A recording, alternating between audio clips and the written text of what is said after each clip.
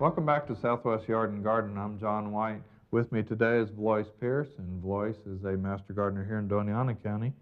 And Vlois, this is the time of year when people are out pruning. That's right, and they got all these wonderful Christmas presents. That's right. If How they do you- haven't, we want to make sure they got the right ones. That's right. So they can have time to take them back. But we do want to use proper tools for the proper job, and we want to use high quality tools. One of the first things is just in the way of hand tools. This one is just a little anvil type pruner, hand pruner. And by anvil, what we mean is the branch that sits in here, when you squeeze down on it, it has to push this blade through the piece of wood to cut it. So it's a sharp blade pushing against a flat surface. And so that blade has to be perfectly even across there to get a good cut, and the blade has to be sharp. So that's one of the disadvantages to this. It does have a little ratcheting action, so it helps a little bit with leverage. As far as cutting, this is made out of a plastic material, and I'm not sure how well that's going to hold up. Yeah. Now, the other type of pruner is a bypass pruner, and this is the one I really prefer over the anvil type. And the bypass is just like a scissor action where it has a very, very sharp blade passing over a stationary blade. And so when the limb's in here, it just cuts across it and cuts through it. So it's kind of a slicing action. So it really makes a much smoother cut. Whenever we're using pruning tools, when we're trying to make our cut next to the branch, we want to be careful to leave the branch collar. You know, according to proper pruning rules, we want to leave a branch collar. We don't want to make a flush cut. But we want to remember which way we hold this tool is going to make a difference on how much actual stub is left. Because you don't want too much of a stub. So if you had, the tree here and you went against it this way, you're going to leave at least to the width of this. And So that you'd wouldn't want be to good. prune the other way in order to take it off. So that's important on those. And a lot of these do have replaceable blades. This is a much more economical type of bypass pruner, same thing. They'll take somewhere about 3/4 of an inch type branch on it. So anything 3/4 of an inch or smaller, you can use a hand pruner on. If you're getting larger than 3/4 of an inch, then we want to go to what we call a lopper. And lopper is just kind of like the hand pruner, only has a much longer set of handles on it. This one again is a bypass type. Has the stationary part here and the blade that comes down and cuts the limb off. This is for larger limbs, somewhere probably about 1.5 inches, maybe 2 inches at the most.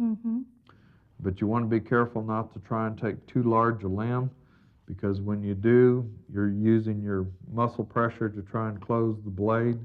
And if you're having trouble cutting through it, you'll get the twisting and banging around trying to move it. And if these two blades get splayed apart, You'll ruin them. you'll ruin them and they won't cut good anymore. These also have a little bumper, rubber bumpers in here, so that when you make the final cut and it closes, it reduces a lot of the shock on your hands. Well, this has a movable bolt or nut right Right, there. you can take it off to do cleaning. So if it gets gummed up, you can take it apart and clean it up. This is So the this same one, kind. yeah, this one's metal handle. This one's wood handle. Some people prefer metal over wood, so you have a lot of choices. Same thing, bumper action, bypass type pruner. The wood sometimes in the dry climate gets real dry and it'll crack. And when you're using this, especially on large limbs, sometimes you can break this open more. So you may want the metal ones. But these are replaceable. You can buy a replacement. Which one's heavier? They're both about the same weight, Those I are think. pretty heavy.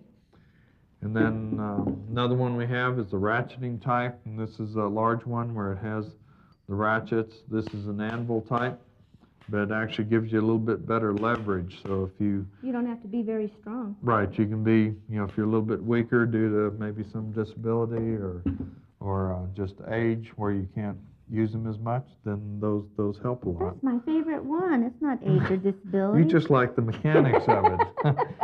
And then the other thing on large limbs is that we can use a pruning saw. This one's a real nice one because it's a fold-up pocket type. You can put it in the back of your pocket.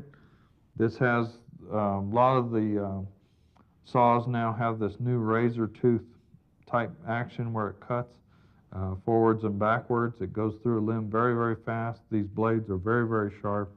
It does an excellent job. This one also locks in place, so when you're pruning, the blade won't fall back against your fingers. And you could saw better than clip? Right.